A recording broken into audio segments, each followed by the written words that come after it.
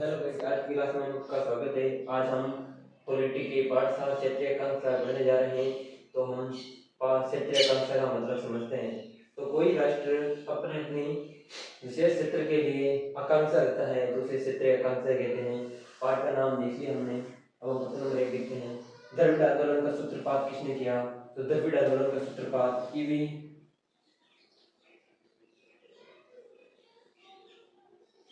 रामास्वामी नायकर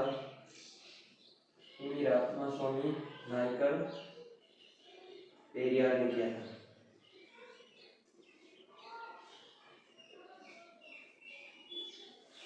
हम प्रश्न नंबर 2 देखते हैं। ऑपरेशन ब्लू स्टार क्या है? तो ऑपरेशन ब्लू स्टार पंजाब में स्वर्ण मंदिर में सिंधु के शिव मंदिर में और कुछ आतंकवादी वहां पर घुस गए थे और यह ऑपरेशन जून 1984 में इंदिरा गांधी भारत के पीएम थे, उसके नेतृत्व में ऑपरेशन ब्लू स्टार चलाया गया था। उस आतंकवादियों को खदेड़ दिया, लेकिन इसमें गलती हो गई। सीन पर चोट सहने में सक्षम आने लगे। ऑपरेशन ब्लू स्टार आत्मघाती साबित हुआ और 31 अक्टूबर 1984 को आयरन लेडी की हत्या हो जाती है इंदिरा गांधी जी की।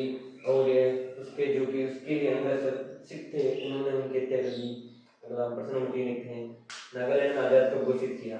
तो नागालैंड ने 1951 में अंगमी छापू पिंजो के नेतृत्व में नागालैंड ने भारत से आजाद घोषित कर दिया। बाद में कई समझौते हुए, लेकिन उनका कोई समाधान नहीं निकल पाया। तो हम प्रश्न नंबर 4 लेते हैं। आसू से आप क्या समझते हैं? तो आसू असम और स्टूडेंट यूनियन से, ये असम में जो शरणार्थी आए थे उनकी मांग की कि सरकार को उसे शरणार्थी को वापस भेजना चाहिए। तो जुलाई 1985 में आसू और राजीव गांधी जी के बीच समझौता हुआ था और उसमें कहा गया कि जो भी 1973 में बांग्लादेश से शरणार्थी आई उसको वापस बाहर या अब तक आए उसे वापस भेजा जाएगा। और बाद में असम ऑल स्टूडेंट्स यूनियन एक राजनीतिक पार्टी बनकर उभरी। अब हम प्रश्न नंबर 5 देखते हैं। मिजो नेशनल फ्रंट का नेतृत्व किसने किया? तो लाल डेंगा। मिजो नेशनल फ्रंट का लाल डेंगा कौन थे? लाल डेंगा थे। बहुत इंपॉर्टेंट प्रश्न है। मिजो नेशनल फ्रंट का नेतृत्व किसने किया? तो लाल डेंगा ने। बाद में मिजो नेशनल फ्रंट के लाल डेंगा और राजीव गांधी जी के बीच भी एक समझौता हुआ 1986 में। और लाल डेंगा वहां का मिजोरम का सीएम बनाया गया। छठा प्रश्न देखते हैं। सिक्किम का भारत में विलय कैसे हुआ? तो सिक्किम का भारत में विलय तो विदेश नीति और संचार तो भारत सरकार ने पास रखी और आंतरिक मामला वहां के राजा चोंग्याल को सौंप दिया। लेकिन चोंग्याल जनता की समस्याओं को नहीं समझ सका। तो 1974 में वहां पर चुनाव हुए और कांग्रेस पार्टी पूर्ण बहुमत के साथ जीत जाती है। कांग्रेस 1975 में कांग्रेस ने भारत में सिक्किम का विलय करने के लिए एक जनमत संग्रह का प्रस्ताव रखा। 99% लोगों ने हस्ताक्षर कर दिए और भारत ने 22वां राज्य घोषित कर दिया। तो 22वां राज्य पूछा जा सकता है एग्जाम में।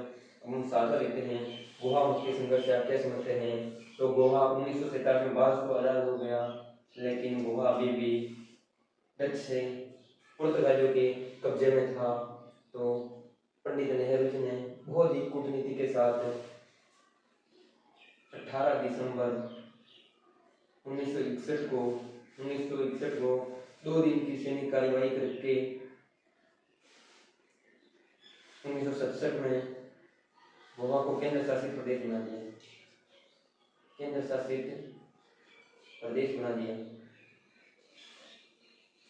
और 1967 हो गया।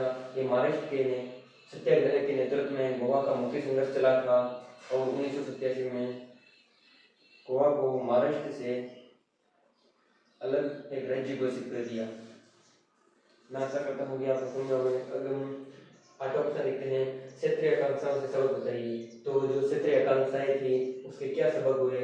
तो पहला सबक तो है क्षेत्रीय आकांक्षाएं लोकतंत्र का एक अभिन्न अंग है। दूसरा है कि सरकार को इसका समझकर इसका सॉल्यूशन निकालना चाहिए और सत्ता की साझेदारी जो क्षेत्रीय आकांक्षाएं उठाते हैं उसे सत्ता में शामिल करना चाहिए। तो मैं आशा करता हूँ कि क्षेत्रीय आकांक्षा वाला बात आपके समझ में आ गया होगा। अब हम और नेक्स्ट वीडियो लेके आएंगे। जब तक के लिए वीडियो को लाइक और सब्सक्राइब करना।